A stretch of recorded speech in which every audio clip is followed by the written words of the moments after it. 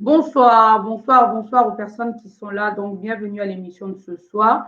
Donc, ce soir, donc, j'ai avec moi je vais pas me tromper au niveau de son nom. Donc, c'est Elodie Orsono. Non, ça n'a rien à voir. Ça, c'est le téléphone de ta femme. C'est Donc, Doji, Doji. oui, parce que c'est ce qui est marqué. Hein. Donc, OK. Donc, c'est Donkey, c'est ça, hein, si je prononce bien. Doji. C'est ça, Dodi. Doji, Jean-E. Voilà, donc bienvenue à l'émission de ce soir. Donc ce soir, on va parler un peu de la face cachée de l'immigration. Pourquoi? Parce que quand on parle de l'immigration, on nous voit nous en fait. L'immigration, c'est quoi? C'est ce qui, quand on regarde quelqu'un de couleur, excusez-moi, donc on dit tout de suite c'est un immigré. Donc on aimerait savoir justement où est venue cette origine, parce qu'aujourd'hui on voit les gens de, on va dire des gens de, on va dire des gens de couleur, les gens plus foncés, plus clairs, plus jaunes, mais en sachant que la Terre n'a jamais été fixe, tout le monde s'est déplacé pour pouvoir avoir voilà, son teint à lui. Donc, tout simplement. Donc, ce soir, je vais inviter mon invité. J'espère que ça va se couper avec le réseau. Bienvenue, bonsoir à Ah, toi. bonsoir, je t'entends très mal néanmoins. Ah, d'accord, mais moi, je t'entends. Hein. Donc, d'accord, ben, présente-toi, s'il te plaît. Ah, allô? Oui, j'ai dit présente-toi. Tu peux te D'accord, présenter. d'accord, là, vous m'entendez, là, d'accord. Donc, Oui. je suis Doji Maunitor, donc, Monitor Djewuti Olu. Donc, je D'accord. viens d'une communauté, en fait, donc, je viens de Kemet. Donc, Kemet, c'est le nom authentique de notre continent. Donc, Kemet, D'accord. ça signifie la terre de la civilisation noire. C'est le mot que les anciens Égyptiens ont donné à notre continent. C'est le mot, D'accord. donc je viens de ce continent et d'une communauté, en fait, qu'on appelle la communauté Yoruba. Les Yoruba, en fait, qui sont venus de la vallée du Nil depuis, qui ont fui la vallée du Nil après l'invasion de l'Égypte, autrement dit de Taméris. Taméris, c'est le nom authentique de l'Égypte ancienne. Le D'accord. nom, donc c'est Taméris. Taméris signifie terre de la terre bien-aimée. Donc, donc les Yoruba, ils viennent de la vallée nubienne et égyptienne du Nil depuis moins 663 avant notre ère. Donc, les Yoruba se sont installés dans le golfe du Bénin, au Nigeria et au Bénin. Donc, c'est à cet endroit-là que l'on se trouve et je suis le fils de Olu et de Dogbovi. Donc, il est de, le petit-fils de Sosa, le petit-fils Ah, de Sosa et de Cagnon. Cagnon, ok. Cagnon, c'est ma grand-mère. Et D'accord. mon arrière-grand-mère s'appelle Pochou. Ok. Donc, Ah ben, dis je donc, me définis tu par connais mes un peu origines. beaucoup. D'accord. Tu connais un peu beaucoup parce que moi, si tu me poses la question, je te dirais peut-être je vais m'arrêter à deux ou trois personnes, mais toi, tu peux aller au-delà. Donc, parle-nous un peu de l'origine de l'immigration, en fait, de l'immigration. Quand on voit quelqu'un, on dit c'est un immigré. Ça vient d'où cette appellation? D'accord. Bah, il faut savoir que l'histoire de l'immigration, c'est une histoire millénaire. C'est une Mhm. histoire millénaire, en fait, parce que il faut remonter aux origines de l'humanité pour mieux comprendre. Depuis toujours, les hommes, les êtres humains ont migré ou ont immigré. Mhm. Donc, depuis toujours, donc, on sait depuis avec l'archéologie aujourd'hui, on sait que l'être humain est né en fait dans la région des Grands Lacs que nos ancêtres appelaient Tanéter. Tanéter, ce qui signifie la terre du Dieu, la terre sainte, la Mhm. terre sainte. Et donc l'être humain, on a l'Homo sapiens sapiens qui est apparu d'après l'archéologie récente, est apparu depuis 315 000 ans. Donc, depuis Mhm. 315 000 ans, on a découvert des squelettes au Maroc, on a découvert des squelettes en Éthiopie. Donc, ce sont les Mhm. crânes Homo 1 et Homo 2. Ce sont les crânes Homo 1 et Homo 2. Donc, l'être humain a vécu 120 ans, tout au moins en Afrique, sans connaître, sans s'étendre sur les autres continents. Il n'est sorti d'Afrique qu'il y a 80 000 ans. Donc, c'est la première migration connue de notre espèce. C'est la première D'accord. migration connue. C'est la première migration connue de notre espèce, donc c'est moins 80 000 ans. Et il y a moins 80 000 ans, nous sommes allés en Asie, en fait. Nous sommes allés en Asie, donc c'est la première immigration. Nous sommes allés en Asie en moins 80 000. Ensuite, en moins 60 000, nous sommes allés en Amérique. Donc, les premiers habitants de l'Amérique, les autochtones de l'Amérique, ce sont bel et bien les Africains. D'ailleurs, le plus ancien squelette américain d'un être humain en Amérique date de 12 000 ans. C'est le squelette Lusia. C'est le squelette Lusia, donc qui date de 12 000 ans, qui a été découvert pas loin du Brésil. Donc, ce sont ces Africains de Tarana, parce que le nom authentique de l'Amérique, c'est Tarana. Donc, les adeptes du dieu Ra. Ce sont eux qui ont donné plus tard naissance à la civilisation Olmec, plus tard Maya et ainsi de suite, comme les Incas également. Donc, ce sont eux qui ont édifié les belles pyramides de l'Amérique. Donc, ensuite, en moins 40 000, en moins 50 000, nous sommes allés au Pacifique, nous sommes allés en Océanie. Nous sommes allés en Océanie, donc c'est une forme également de migration, d'immigration, si certains veulent le dire. Après, quelle est la différence entre la migration et l'immigration? On en parlera tout à l'heure. Donc, en Amérique, nous sommes allés au Pacifique. Donc, ce sont les aborigènes et les Papous de la Papouasie-Nouvelle-Guinée, sans oublier les Kanaks de la Nouvelle-Calédonie, sont les descendants de ces Africains qui ont migré vers le Pacifique. Donc, en moins 40 000, nous sommes venus en Europe. Donc, nous sommes venus en Europe en moins 40 000. Donc, c'est l'homme de Grimaldi. Cheikh Anta Diop l'explique très bien dans Nation Agriculture. Donc, nous sommes allés en Europe en moins 40 000. Et en fonction de la température qui est très froide, très froide, il y a une perte de mélanine.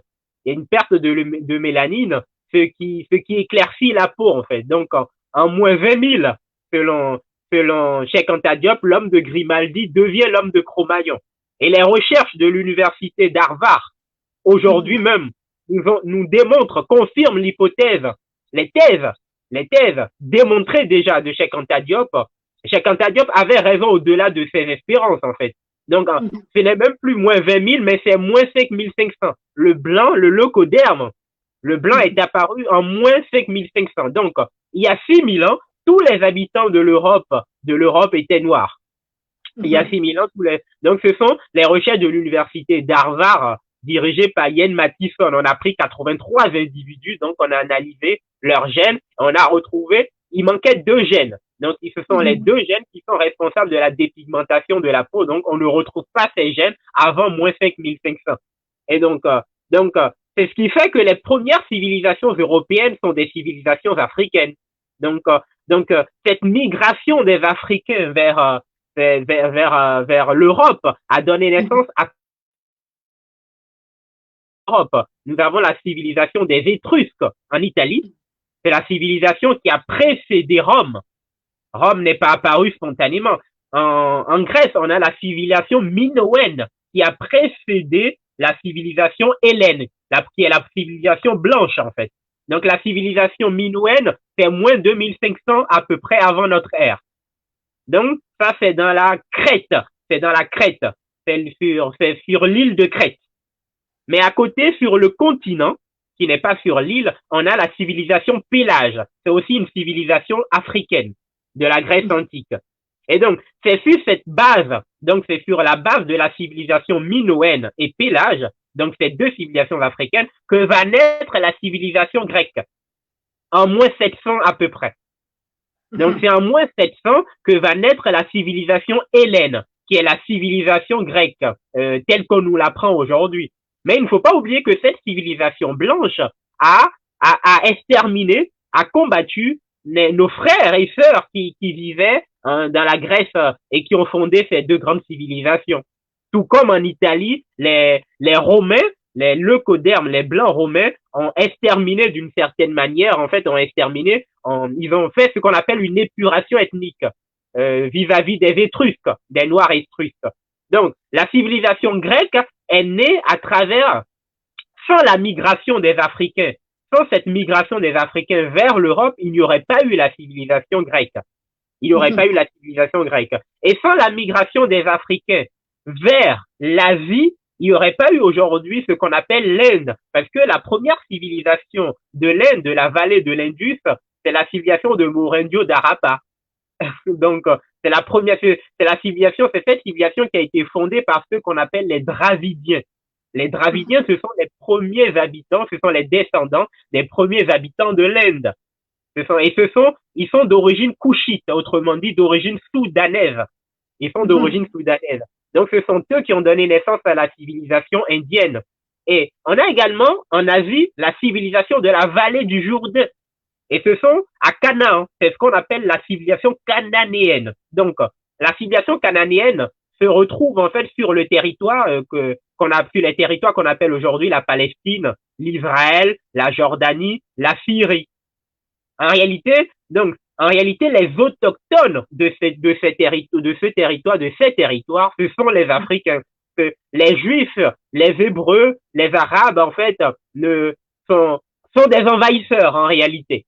Ce sont des envahisseurs puisque, historiquement parlant, ce ne sont pas les premiers habitants de ce territoire. Vous allez me demander, mais où étaient-ils? Où étaient les Hébreux, les Juifs? Ben, c'était des nomades. C'était des nomades. C'était des nomades qui erraient comme Abraham.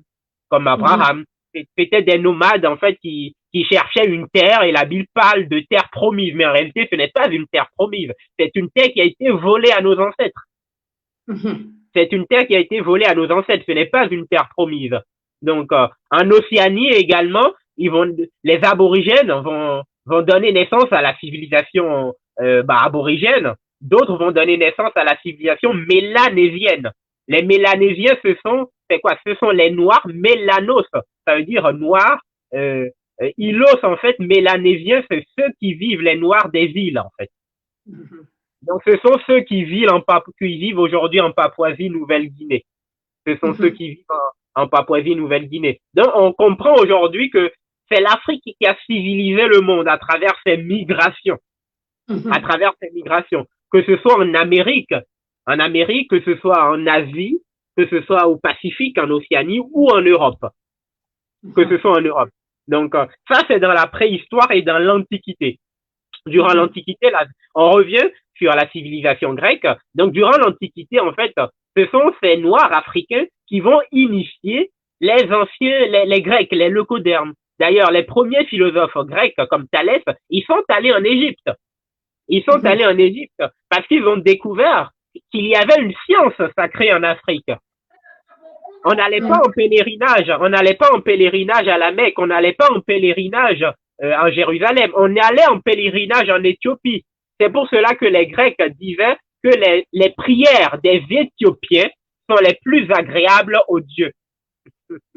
Les prières des Éthiopiens sont les plus agréables aux dieux. Donc Thalès est allé en Égypte. D'ailleurs, les Grecs, les philosophes grecs eux-mêmes en parlent, comme Plutarque. Plutarque, il dit que Thalès a ce qu'on prétend. C'est dans son ouvrage Traité d'Isis et d'Osiris. Il dit Thalès a ce qu'on prétend. Et Hippocrate de Chios, le mathématicien, ont fait du commerce. Et Platon vendit de l'huile pour couvrir ses frais de voyage en Égypte. Donc Platon lui-même, il était en Égypte pour apprendre la science. Donc le maître de Platon, on le connaît. Le maître de Platon, il s'appelle Sachkoum-Néfer. C'était le maître de Platon. C'était le maître de Platon. Donc, oui. Ok, d'accord. Donc, j'ai compris un peu d'où on vient. Donc, on vient un peu de partout. Donc, ça veut dire que les premiers habitants sur Terre, c'était les Africains. Mais aujourd'hui, on nous dit, quand on parle de l'immigration, on dit il faudrait que tous les immigrés rentrent chez eux. Donc, ça veut dire que le monde va s'écouler.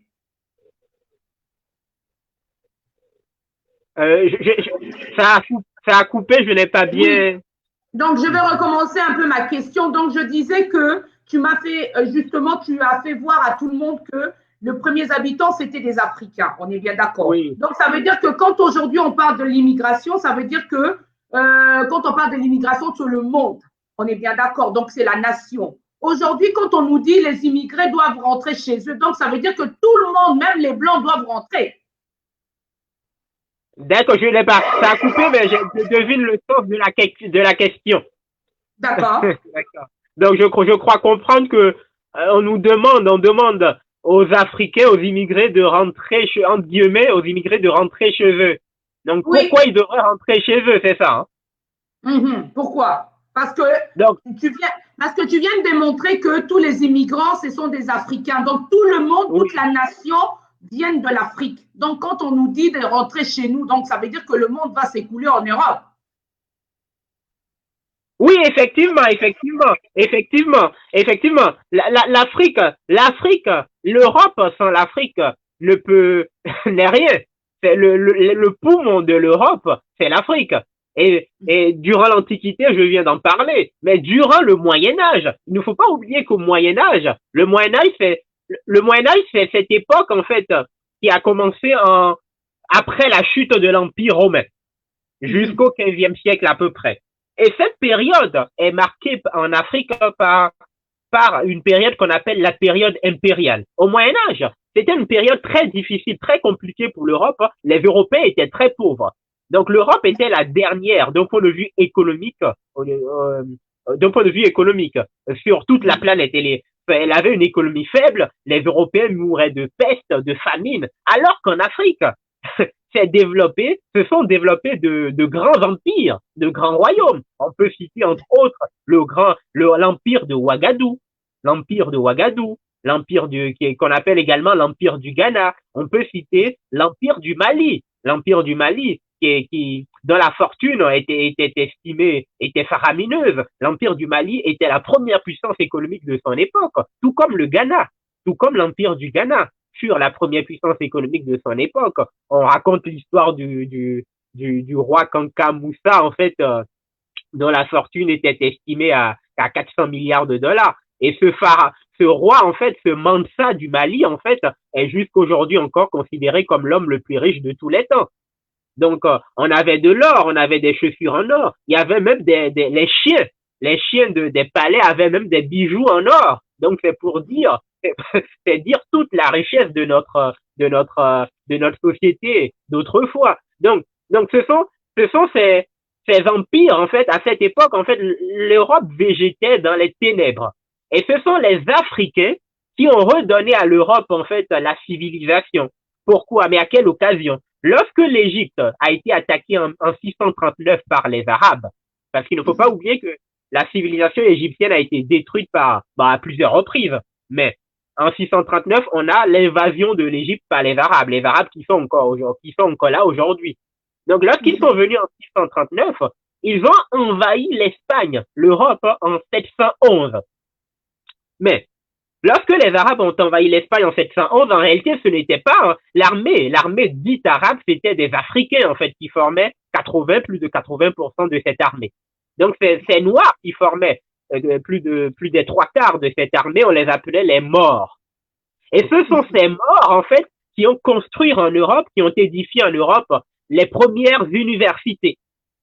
Les premières universités en Europe ont été édifiées par les Africains. Avant cette époque, les Européens n'étudiaient pas dans les universités, ils étudiaient dans ce qu'on appelle les abbayes. Or, à cette époque, on sait très bien que l'Empire du Mali avait la plus grande université du monde, c'est l'université de Tombouctou au Mali, l'université de Tombouctou. Et donc, ce sont les Africains qui ont rapporté en Europe la construction des trottoirs, par exemple, l'illumination des villes. Ce sont les Africains qui ont construit en Europe les premiers châteaux forts, en Espagne et au Portugal. Parce qu'il ne faut pas oublier que les premiers châteaux forts européens datent de 711. Les premiers châteaux forts européens datent de 711. Mais ces châteaux forts ont été construits par les Africains. Le premier château fort construit par les Européens eux-mêmes, c'était en France et c'était au 9e siècle. Donc, c'était bien plus tard. Et donc, les Européens, ce sont les Africains qui ont appris aux Européens l'hygiène. Parce qu'à cette époque, les Européens, ils vivaient avec les animaux dans la même chambre. Ils ne se lavaient pas. Donc, ce sont les Africains qui ont appris, qui ont enseigné l'hygiène aux Européens. Donc, ce sont encore eux qui ont civilisé l'Europe. D'ailleurs, même en Russie, l'un des personnages, un personnage central de l'histoire de la Russie, c'est Abraham Hannibal. Je ne sais pas si vous en avez déjà entendu parler. Non, Abraham Hannibal, en fait, c'est l'arrière-grand-père de Pouchkine. Abraham Hannibal, c'est l'arrière. Et Pouchkine, c'est qui? C'est le père de la littérature russe. C'est le oui. père de la oui, c'est le père de la littérature russe. Donc il est considéré en Russie comme un génie de la littérature. C'est lui qui a donné naissance à la littérature moderne russe. Et donc on connaît en France Alexandre Dumas. On connaît Alexandre Dumas, mais Oui. le père d'Alexandre Dumas, c'est le général Dumas en fait. Donc en fait, c'est Alexandre Dumas, c'est un métissé. Tu dis? C'est un métissé, en fait, Alexandre Dumas. Oui, c'est un métis, effectivement. C'est un métis. noir. Oui, c'est un noir. Alexandre Dumas, c'est un noir. Son père, c'est un esclave qui venait d'Haïti, en fait. Mais en réalité, ce ne sont pas des esclaves, c'était des nobles. C'était des nobles avant d'être déportés. Donc, ce ne sont pas des descendants d'esclaves, ce sont des descendants des nobles, des premiers guides de l'humanité, comme le dit si bien le sèche Virek Miret. Oui. C'est étonnant quand même c'est étonnant parce qu'on découvre des choses que, entre guillemets, on nous a blanchis en fait. Aujourd'hui, tout est blanc. Tout est blanc. On se dit, pourquoi ils ont effacé justement la civilisation noire, quoi. Oui, effectivement, ils ont tout voulu blanchir parce que le problème est que il y a beaucoup de personnages. Je voulais donner l'exemple également de Beethoven. Beethoven également, c'était un descendant de mort, mais son image a été blanchie. On sait tous qui est Beethoven. Donc cet artiste génial. Donc c'était également un descendant d'Africains. C'était également un descendant d'Africains. Mais pourquoi avoir voulu falsifier l'histoire? Tout simplement parce que c'est là la question. Pourquoi avoir voulu falsifier l'histoire? Cette falsification a commencé à partir du XVIIe, XVIIIe siècle.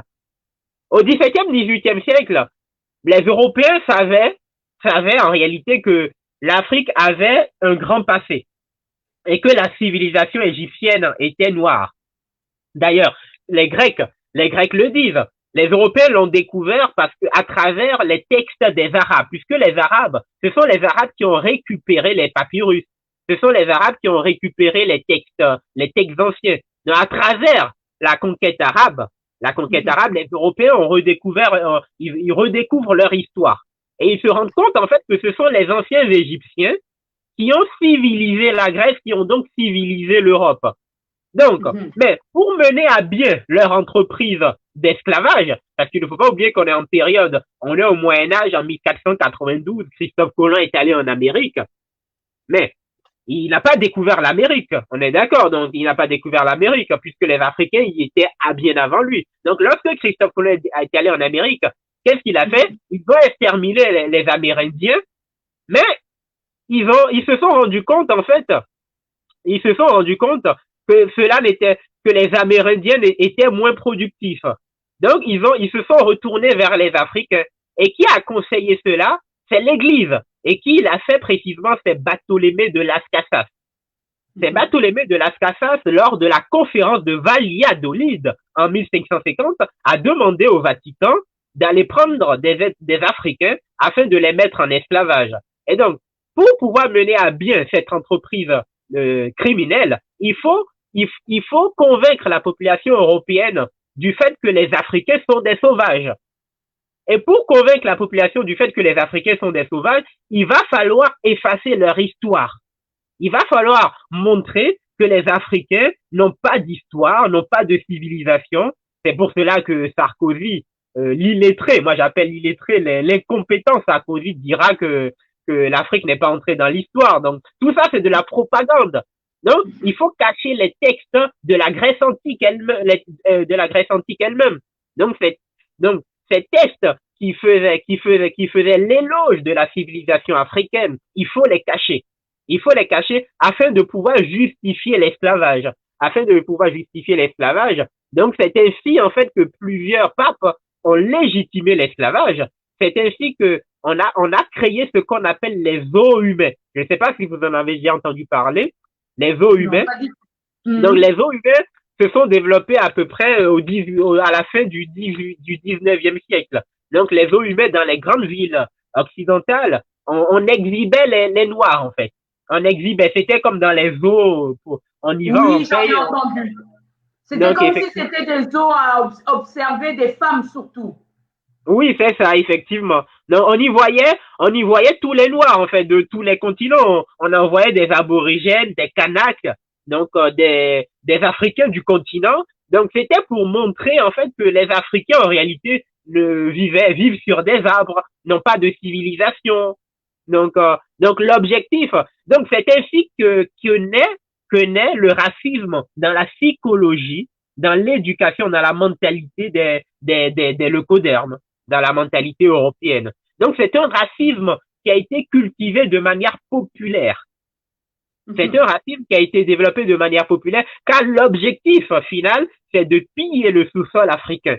Parce que il ne faut pas oublier que pour pouvoir piller le sous-sol d'un peuple, il faut d'abord l'aliéner culturellement. Il faut d'abord l'aliéner culturellement. Et la première phase, c'est l'aliénation spirituelle.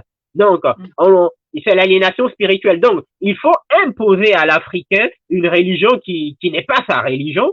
Donc, le christianisme et l'islam, c'est le rôle des missionnaires. Parce que lorsque les Européens sont venus, bon, il y a les Arabes avant, bien évidemment. Mais là, on parle des Européens. Lorsque les Européens sont venus, leur but, ils ont d'abord envoyé les missionnaires. Mais le but des missionnaires, ce n'était pas d'évangéliser ou d'apprendre à l'Africain Dieu. Déjà, d'ailleurs, le pape, le roi Léopold II le dit clairement dans son discours. Il dit que les Africains connaissent Dieu. Donc, le but du christianisme, c'est de piller le sous-sol africain, c'est de soumettre l'Africain, c'est de prendre les richesses de l'Africain, et afin que, de sorte que l'Africain ne se révolte jamais. Je vous renvoie au discours du roi Léopold II. C'est quand même choquant quand on entend tout ça. Donc maintenant, on va parler un peu du thème, la face cachée de l'immigration. Qu'est-ce que toi, tu entends par là, en fait? Mais justement, la face cachée de l'immigration, c'est justement, en fait, cette histoire qui nous est cachée. Parce que cette histoire, c'est ce qui nous est cachée. Donc, l'histoire des Africains en Europe. Parce qu'il ne faut pas oublier que ces mêmes Européens qui nous parlent d'immigration, ce sont eux-mêmes des immigrés. Ce sont eux-mêmes des immigrés et des descendants d'Africains. Donc, cette histoire d'immigration est une histoire purement politique qui n'a aucun fondement scientifique. Les véritables Français de souche, les véritables Suédois de souche, ce sont les Africains. On nous parle des Gaulois. Mais la première Française, je vous conseille, je vous demande d'aller au musée à Saint-Germain-en-Laye. C'est en France. On a la première représentation de la première Française. C'est la dame de Brassens-Pouilly. Elle date de 23 000 ans. Donc, on ne va pas enseigner aux enfants dans les écoles l'histoire selon laquelle nos ancêtres sont des Africains. On a la représentation de ces Africains. Il n'y a pas de, ces Gaulois dont on parle, en fait, ne sont que des accidents de l'histoire. Les véritables autochtones de l'Europe sont bel et bien des Africains. Donc, quand on parle de la face cachée de l'immigration, c'est bel et bien cette véritable, cette histoire de l'immigration elle-même qu'on nous cache. D'ailleurs, qui s'est poursuivie à travers les deux guerres dites mondiales. Bon, je dis dites mondiales parce que ces deux guerres ne concernaient véritablement que l'Occident. Donc, elles ne furent pas réellement mondiales. Et la libération de l'Europe, c'est faite grâce aux Africains. Quand on prend l'exemple de la deuxième guerre dite mondiale, sans les Africains, ce sont les Africains qui ont libéré la France en Provence. Ce sont les Africains qui ont libéré la France à Bir Hakeim. Ce n'est pas le général de Gaulle qui a libéré la France. Lorsque il y a eu l'invasion des nazis, mais le général de Gaulle, il a fui. Moi, je n'ai jamais vu un chef de guerre qui fuit sa nation. Le général de Gaulle était incapable de défendre sa nation. Il s'est même déguisé en femme pour fuir, pour aller en Angleterre. Donc sa résistance est prétendue, on prétend que il a lancé un appel le 18 juin 1940 à la BBC à Londres et on considère que c'est le début de la résistance, mais bien évidemment que non. Le général qui a libéré la France, c'était un général africain de la Guadeloupe. C'est le général Eboué. C'est le général Eboué. C'est le général Eboué qui a organisé les troupes en Afrique. Car il ne faut pas oublier que la capitale de la France libre, ce n'est pas Paris. Ce n'est pas Londres. La capitale de la France libre, ce n'est pas Marseille. C'est Brazzaville. Donc, ce sont les Africains qui ont libéré la France à travers la Provence et à travers le Bir Hakeim, la bataille de Bir Hakeim, qui fait dans le désert libyen. Donc, cette libération, sans ces combattants africains, le débarquement de Normandie n'aurait jamais eu lieu. Donc, les Américains ne sont venus qu'après, le combat avait déjà eu lieu, en fait. Le combat avait déjà eu lieu. Les Américains, en réalité, ne sont venus qu'après la victoire. La victoire était déjà scellée, en quelque sorte. La victoire était déjà scellée. Donc, mais, la France a été ingrate jusqu'au bout. Parce que lors du défilé aux Champs-Élysées, le général de Gaulle a exigé qu'il n'y ait aucun Africain, aucun Noir, que ce soit des Africains des États-Unis ou des Africains du continent. Donc, bizarrement, il y a eu un Noir, un Africain qui s'est faufilé. Il s'était caché dans une voiture, donc il s'est retrouvé tout seul. On retrouve la photo souvent sur le net. Il s'était retrouvé tout seul aux Champs-Élysées, mais après, on sait ce qui lui est arrivé. Il aurait été tabassé plus tard. Donc la France a été ingrate jusqu'au bout parce que le dit général de Gaulle, en réalité, voulait que voulait laisser une image blanche. Ce ne sont pas les Africains qui ont libéré la France, ce sont les Français eux-mêmes. De là est né le mythe du général de Gaulle, libérateur de la France. Mais c'est un mythe, bien évidemment. La réalité est tout autre. Donc aujourd'hui encore, la France l'Europe est toujours liée à cette Afrique qu'elle pille à travers le CFA. Parce qu'après cette deuxième guerre dite mondiale, le général de Gaulle, qu'a-t-il fait? Il a utilisé le système monétaire que l'Allemagne nazie avait imposé à la France. Il a pris ce système monétaire qu'il a imposé à l'Afrique. De là est né le franc CFA. Et donc, le franc CFA est fabriqué en France, pas loin, pas loin de Clermont-Ferrand. Donc, ce franc CFA rend l'Afrique dépendante économiquement. Donc, chaque année, 14 pays africains doivent payer chaque année près de 500 milliards d'euros à la France. Donc, il y a un droit de veto de la France sur l'économie africaine, notamment sur ces 14 pays francophones. Donc, le but à travers cette idée de l'immigration, c'est de faire croire aux Français, en réalité, que le problème, ce sont les Noirs, alors que les Noirs, les Africains, ont toujours été là pour sauver la France, mais la France a toujours été ingrate. C'est pour cela que les Africains, aujourd'hui, doivent comprendre qu'il faut s'aider soi-même et qu'il faut arrêter de quémander et qu'il faut créer une souveraineté. Il faut créer une souveraineté. Nous ne sommes plus là pour aider la France, pour aider les États-Unis. Il faut que on aide le peuple kémite. Il faut aider le peuple kémite, créer nos propres institutions, créer nos propres écoles, créer nos propres bibliothèques, donc créer nos propres armées. Donc, nous ne sommes plus là nous ne sommes pas pour l'intégration, nous ne sommes pas là pour s'intégrer. Non, nous sommes là pour défendre notre communauté jusqu'au bout. Oui, merci. Merci pour ton intervention. Donc, je voulais savoir, en fait, si, entre-temps, s'il y a des personnes qui sont là, je vous salue. Donc, si vous avez des questions, n'hésitez pas à écrire et il est là pour vous. Il posera des questions, il répondra justement aux questions posées. Donc, je voulais savoir, en fin de compte, qu'est-ce que nous, en tant que, justement, tu as dit, c'est fini, il ne faudrait plus dépendre de l'Europe. Qu'est-ce que nous, en tant qu'Africains, on peut se dire aujourd'hui, défendre nos droits? Qu'est-ce qu'on devrait faire, en fait? Qu'est-ce qu'on devrait faire? Déjà, il faut créer des lobbies.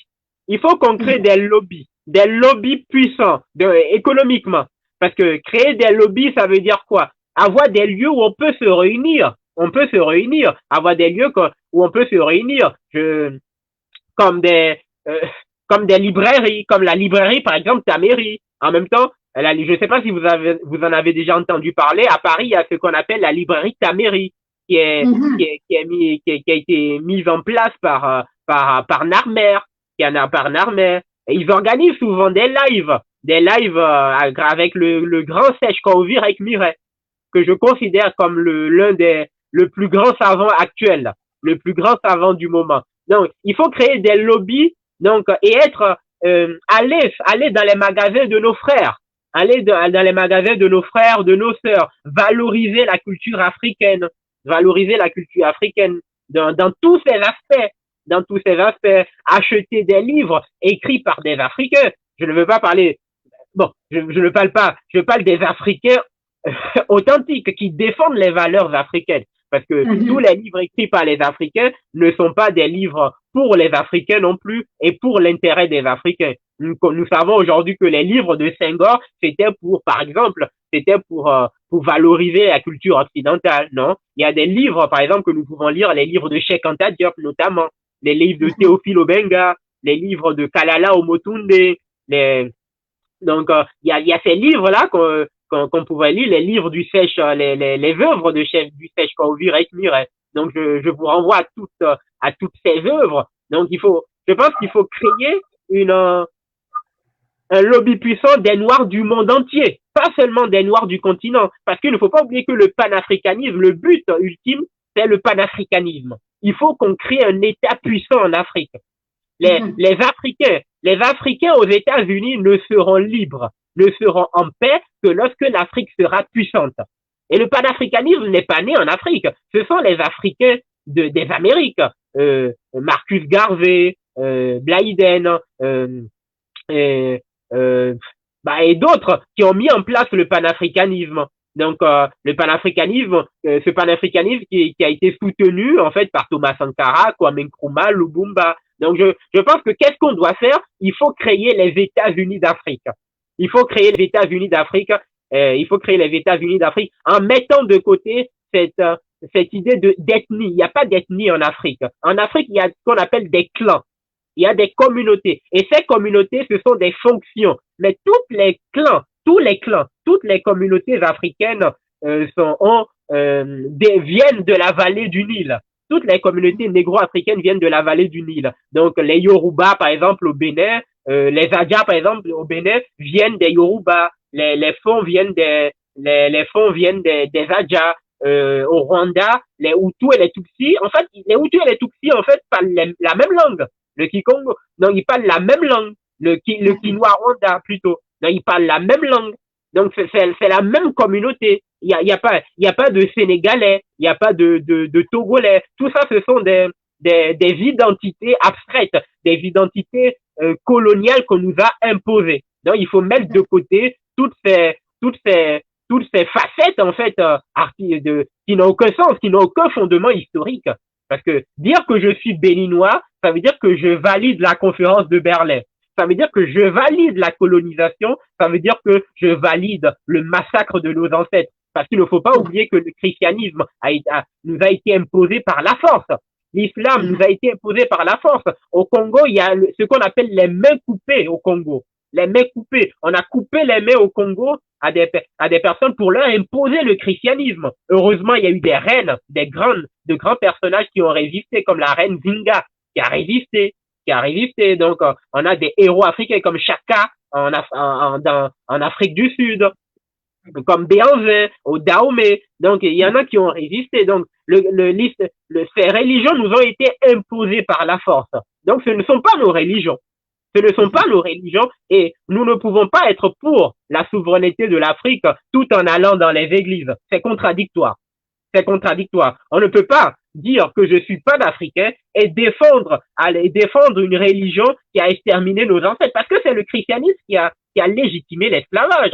C'est le pape Nicolas V, dans la bulle papale du 8 janvier 1454, qui a dit d'aller mettre les Africains en esclavage. Le pape tous les papes ont soutenu l'esclavage. Donc, quand on va dans les églises aujourd'hui, c'est une insulte volontaire ou involontaire au peuple noir. Il faut qu'on en prenne conscience. Merci. Donc, Tu as dit bien, j'espère que tu m'écoutes, hein, tu m'entends? Oui, je t'entends, oui. Oui, donc tu as dit qu'il faudrait qu'on mette des choses en place, mais quand on voit aujourd'hui, quand on parle de l'Afrique, on dit ou africain, on dit qu'on s'aime pas. Notre, on va dire notre mentalité ne fait pas qu'on peut pas être ensemble parce que ça crée toujours de la zizanie, ça crée des querelles où les gens ne se séparent. Qu'est-ce que nous, est-ce que cette mentalité nous a été imposée? Cette mentalité vient d'où? Bah, Vraiment. cette mentalité, nos ancêtres n'avaient pas cette mentalité. Cette mentalité vient de ce qu'on appelle l'école coloniale. L'école coloniale, bah, je prends l'exemple au Bénin, au Congo, nous savons aujourd'hui, nous avons toujours su que les manuels scolaires sont écrits, c'est la France qui défile des manuels scolaires, il faut le dire.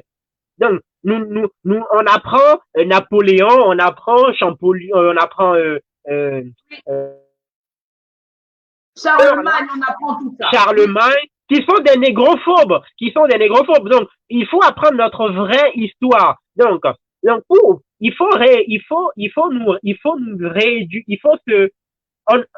nous avions été déséduqués. Donc, il faut rééduquer l'Africain. Il faut qu'on se rééduque.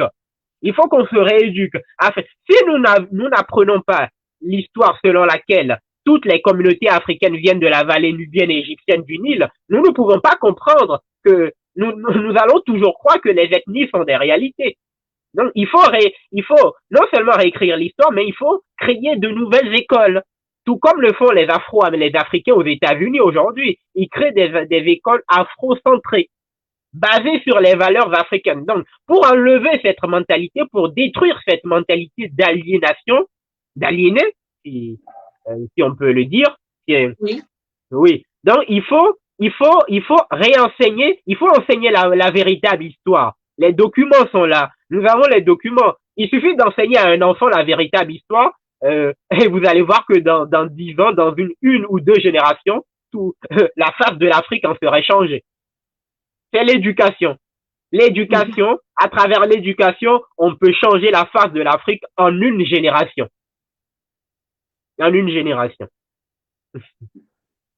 Ok, merci. Et là, il est 36. Je vais regarder si j'ai des questions ou pas. Est-ce que tu voulais rajouter quelque chose que peut-être que tu n'as pas dit et tu veux rajouter quelque chose en attendant que je poursuive d'autres questions en fait?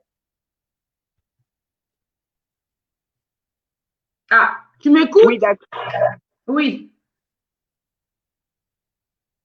Allô? Allô? Oui. Ah oui, d'accord, oui, d'accord. Non, ce que je voulais préciser, c'est que l'objectif de tout Africain aujourd'hui doit être le panafricanisme. Les États-Unis d'Afrique, c'est la seule solution. C'est la seule solution. Je le répète, on ne peut pas être puissant si on n'est pas uni. On ne peut pas être puissant si on n'est pas uni. Et on a tout pour nous unir. Notre histoire est là pour nous unir. Donc, je pense qu'on doit collaborer et que notre objectif final doit être les États-Unis d'Afrique et qu'on oublie nos tendances ethniques ou autres afin de fonder ensemble les États-Unis d'Afrique. Il faut qu'on arrête de dire je suis sénégalais, je suis gabonais, les étrangers, non, il faut qu'on arrête de dire ça. Nous ne sommes pas étrangers en Afrique. L'Afrique, c'est un pays, c'est Kemet. Nos ancêtres appelaient cela Kemet. Le Bénin, c'est une région de l'Afrique. Le Togo, c'est une région de l'Afrique. Le Congo, c'est une région de l'Afrique. Ce ne sont pas des pays. Ce sont des régions.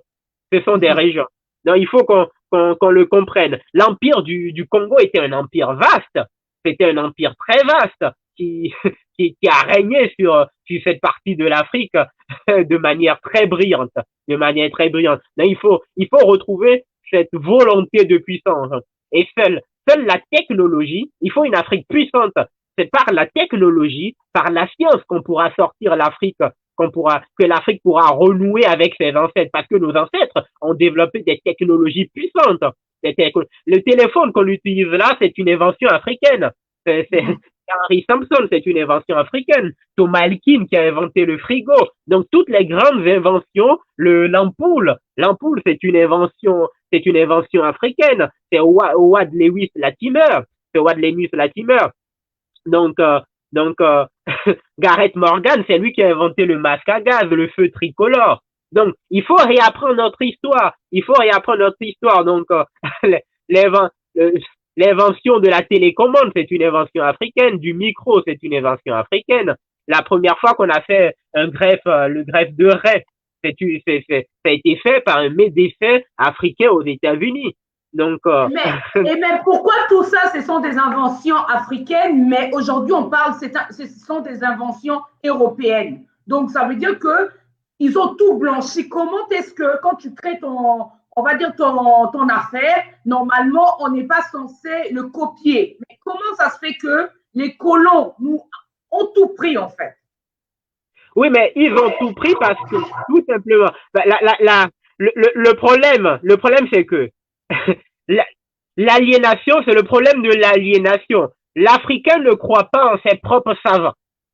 L'Africain, on a tellement aliéné, on nous a tellement aliénés que nous ne croyons plus en notre propre savant. Je prends l'exemple de Cheikh Anta Diop. Lorsque Cheikh Anta Diop a réalisé ses belles œuvres, ce sont les Africains eux-mêmes qui ont combattu Cheikh Anta Diop. Pardon. Ce sont les Africains eux-mêmes qui ont combattu Cheikh Anta Diop. Or, Cheikh Anta Diop, c'est d'une certaine manière le plus grand savant de tous les temps, en termes de courage, de ténacité et de rigueur scientifique. Pourtant, il a été combattu au Sénégal par le président Abdou Diouf. Il a combattu. Il a combattu. Donc ça, c'est un problème. Il faut déjà réapprendre à aimer nos savants, à aimer nos écrivains. Comme quand un écrivain africain écrit un ouvrage, on préfère aller acheter un ouvrage écrit par un Européen. Lorsque l'Européen le dit, cela, Cheikh Anta Diop disait que la vérité sonne blanche. Quand un Africain le dit, cela n'a aucune importance pour l'Africain. Mais quand un Européen dit la même chose, là, l'Africain prend ses dispositions. Donc, je pense que c'est une maladie mentale qu'il faut guérir. Il faut valoriser nos savants. Il faut valoriser nos savants, nos chercheurs. Et nos savants ont besoin de cela. Il faut valoriser aussi nos sportifs. Parce que il faut être puissant. On dit par exemple que les Africains sont les plus grands sportifs de la planète. Mais il ne faut pas oublier que le sport, c'est aussi un levier de pouvoir. Les Jeux Olympiques, les États-Unis et la Russie ont toujours voulu être au premier plan.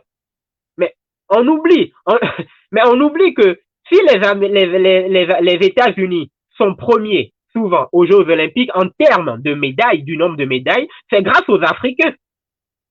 C'est grâce aux Africains. Donc, c'est grâce aux Africains. Donc, il faut peser de son poids à tous les niveaux. Les Africains, on dit que les Africains sont de grands joueurs de football. Mais aucune nation africaine n'a jamais gagné une Coupe du Monde de football.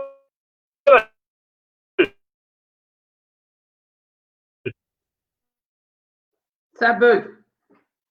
Allô? Allô, allô? Donc, bon. Ça bug. Oui. Ouais, mais là, je pense que là, il y a un problème des réseaux chez toi, mais je vais te contacter, comme ça, on va finir avec… Il faut se poser la question. Donc, oui. Allô, ça marche. Oui, je t'écoute. Vas-y. Oui. Tu m'entends? Oui, je t'entends. D'accord. Donc je disais en fait qu'il faut peser de son poids à tous les niveaux scientifiques, technologiques, sportifs. Il faut valoriser nos sportifs, il faut valoriser nos artistes, il faut valoriser nos chanteurs, tous nos talents, quel que soit le niveau. Il faut valoriser nos magasins, il faut valoriser notre coiffure, nos vêtements. Donc c'est ainsi qu'on pourra faire renaître l'Afrique et se reconnecter à nos ancêtres. Oui, merci. Donc, j'ai eu un petit souci. Donc, les personnes peuvent se connecter parce que j'avais mis en privé. Je ne savais pas qu'il était en privé. Donc, là, j'ai ouvert au public normalement. Et je m'excuse pour les personnes qui n'ont pas suivi. De toute façon, ils vont le voir sur YouTube ou tout à l'heure, je vais essayer de le mettre encore en direct. D'accord. Et j'avais une question. J'ai une personne qui vient de poser une question. Donc, donc, qu'est-ce qu'il me dit comme question? Je vais te le lire. J'espère que tu m'entends. Ah, je te vois mieux même. D'accord, ok. Bah, il y a la Alors, lutte. D'accord, ok. ouais. Donc la question, elle est simple. Ou la question, en fait, c'est un questionnement, on va dire. Donc il dit le mot sur la spiritualité ancestrale africaine. Comment peuvent-elles jouer un rôle économique pour les révèlements du continent? Ça a coupé, mais je semble comprendre la question. Euh, D'accord? c'est le rôle de la spiritualité, c'est ça, hein? Oui, oui. C'est le rôle de la spiritualité dans l'économie, Mhm. c'est ça, hein? C'est ça. Bah, déjà, il faut distinguer la spiritualité de la religion. Donc, la Mhm. religion, elle est dogmatique, en fait. La religion, elle n'est pas basée sur la science. Science. Elle est Par basée contre, sur quoi, la religion? la religion, c'est un système de pouvoir. C'est un D'accord. système de pouvoir qui vise à aliéner les consciences, la conscience d'un peuple afin de pouvoir piller ses ressources. C'est le cas du christianisme et de l'islam. Mhm. Par Donc, contre, ça veut dire qu'en... Oui, oui, continue, pardon. oui, par contre, par ailleurs, elle est basée sur la science. L'Afrique n'a pas de religion, l'Afrique a une spiritualité. Et toute la spiritualité africaine, elle est basée sur la science. Donc, ce ne sont pas des dogmes. En Afrique, on ne parle pas de sauveur. Il n'y a pas de sauveur en Afrique. Osiris n'est pas un sauveur. Osiris est un guide. Osiris est un guide. Mais c'est à nous, Osiris, de nous sauver. Mais Osiris nous demande de nous sauver nous-mêmes. Jésus, lui, il vient, il va nous sauver. Donc, c'est de la paresse religieuse. Donc, le rôle de la spiritualité, c'est de maintenir un système de valeurs. C'est la spiritualité, c'est le sanctuaire des valeurs d'une civilisation. Mhm. Valeurs, sans spiritualité, il ne pourrait pas y avoir d'éducation. Donc, Mhm. l'éducation se base sur les valeurs de notre spiritualité qui est elle-même basée sur la science. Et donc, Effectivement. c'est cette spiritualité, en fait, c'est cette éducation, en fait, qui va nous donner, qui va nous donner le goût de la science, le goût de la Mhm. science. Le goût de l'économie. Et donc, le goût de l'économie. On ne pourra pas demander à un Africain aliéné de construire une pyramide. Non. Si nos ancêtres ont été capables de construire des pyramides de corps, c'est tout simplement parce qu'ils ont été bien éduqués. Ils ont été éduqués selon les valeurs africaines. Et il faut être éduqué. Quelle est l'importance de l'éducation? Si je suis bien éduqué, je serai éduqué pour les valeurs de l'Afrique, pour l'intérêt de l'Afrique. Nous sommes aliénés, donc nous agissons pour les intérêts de l'Occident. Mhm.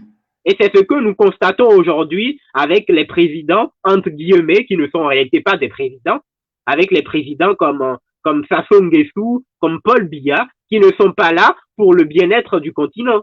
Ils ne sont là que pour le bien-être, pour leur propre bien-être et pour le bien-être de l'Occident. Donc, d'où la nécessité d'avoir une spiritualité.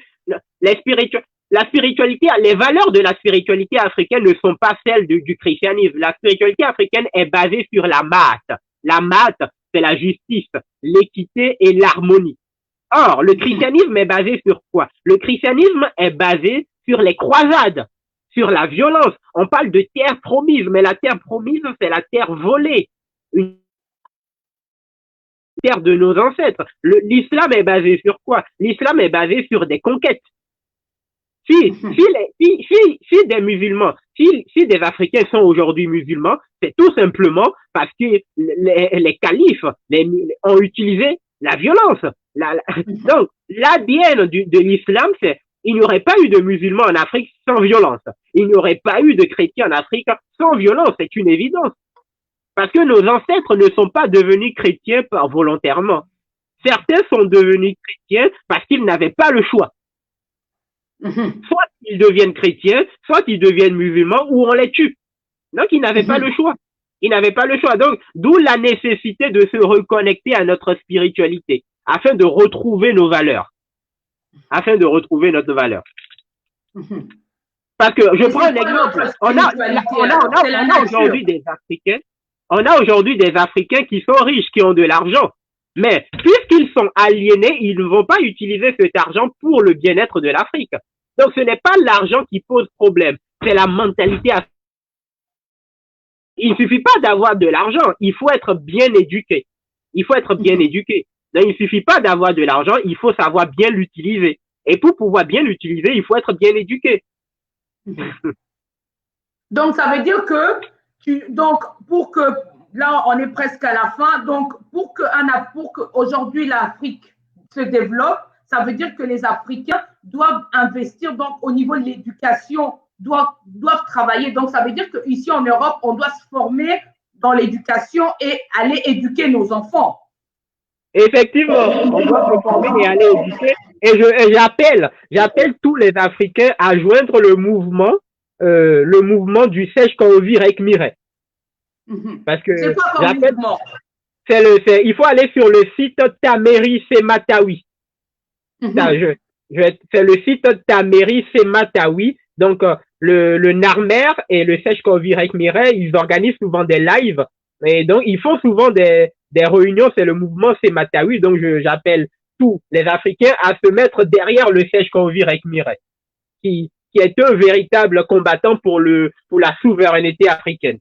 Qui est un véritable combattant pour la souveraineté africaine. D'accord. Qui a une grande connaissance de l'histoire africaine et pour moi, c'est le plus grand savant actuel. C'est le plus grand savant du monde actuel.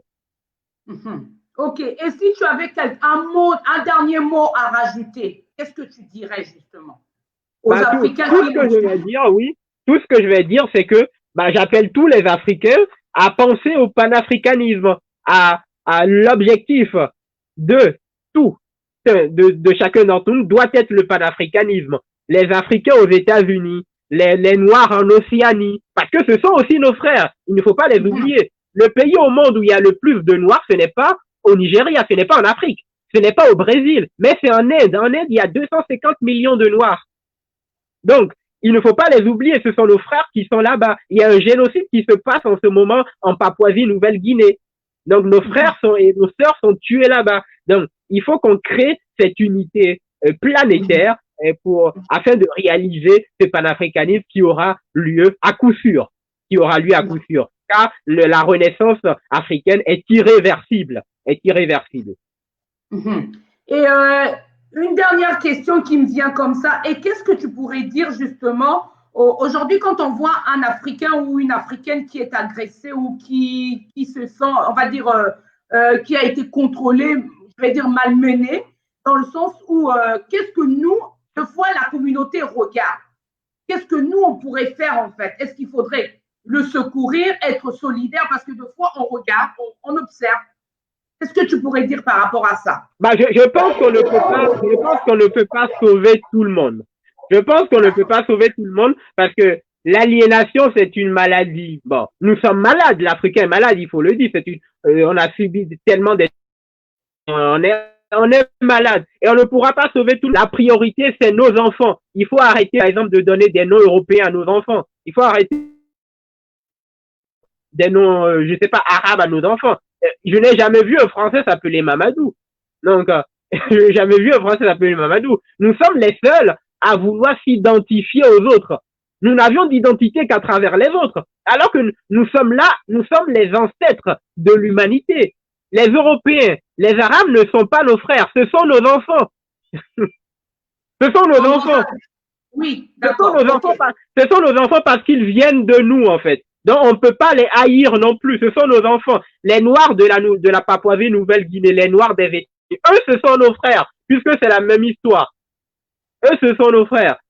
Donc, tous les enfants, puisqu'ils viennent de nous. Donc, nous ne sommes pas là contre les Blancs ou contre les locaux-termes. Non, tout ce qu'on veut, c'est que ces enfants-là se sont retournés contre nous. Donc, il va falloir se défendre contre ces enfants-là, qui ont été ingrats, tout simplement.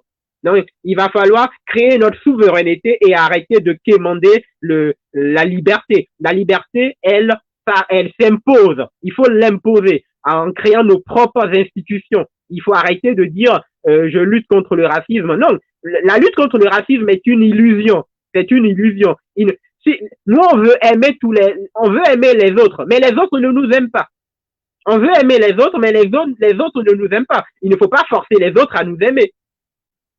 On ne peut pas forcer les autres à nous aimer. Donc, il faut créer nos propres institutions, avoir l'arme nucléaire, avoir les plus grandes armes du monde. L'arme nucléaire, ce n'est pas pour aller tuer quelqu'un, non. C'est une arme de dissuasion. Parce que l'Afrique est le continent le plus riche de la planète, mais tout le monde vient en Afrique pour faire ce qu'il veut. On va pas en France pour faire ce qu'on veut. On va pas en France. Pourquoi chez nous on a le droit de faire ce qu'on veut? Non, il faut créer les conditions d'une sécurité, éternelle, d'une sécurité éternelle. Donc ça veut dire que par rapport à ton discours, tous les Africains qui veulent venir en Europe, on va leur dire de ne pas venir. Ils doivent investir là-bas, ils doivent rester là-bas. Le problème, oui, ce que je dis, c'est que si des Africains veulent venir en France, c'est en raison de la situation. Donc, il faut rééduquer et il faut rendre à l'Afrique ce qui lui appartient, sa dignité. Et les Africains arrêteront de prendre les bateaux pour venir en Europe. Ben, merci. Merci pour ce soir. Vraiment, on est à l'heure. Je te remercie. Tu vois, du coup, le réseau a fonctionné comme par hasard. Hein. Comme par hasard. Oui. Je reviendrai et on va recontinuer la prochaine fois. Vraiment, tu m'as ouvert encore plus les yeux. Je te remercie et bonne soirée à toi. Salut. Bonne soirée, merci. Merci. Donc, ben voilà, vous venez de suivre, donc comme vous et moi. Donc, je vais essayer de partager un peu la vidéo parce qu'il y a eu un problème au niveau de la connexion parce que je ne me suis pas rendu compte que j'avais mis privé au lieu de mettre public. Donc, je m'excuse. À chaque fois, il faudrait que je jette un coup d'œil. Donc, je tenais à remercier les personnes qui étaient connectées à nous suivre. Donc, ça va être tout le mercredi à 21h, de 21h à 21h juste, ou on va dire 55 pour vraiment être à l'heure. Tout simplement, vous êtes sur ce live. Je vous remercie encore. Donc, je tiens à remercier, j'espère que je veux bien prononcer ton nom, c'est Tadjeb, je pense. Voilà, donc je te remercie. Moulang, Mika, je te dis merci aussi. Je remercie Gaylor pour d'avoir été là ce soir. Tony, je te dis merci. Et je remercie maman Micheline, merci pour d'être connecté tout à l'heure. Donc, je te remercie. Je dis merci aussi à Karine. Et donc, je dis bonsoir et on se retrouve la semaine prochaine avec d'autres thèmes, évidemment. Donc, sur ce, bonne soirée, portez-vous bien. Bye, au revoir.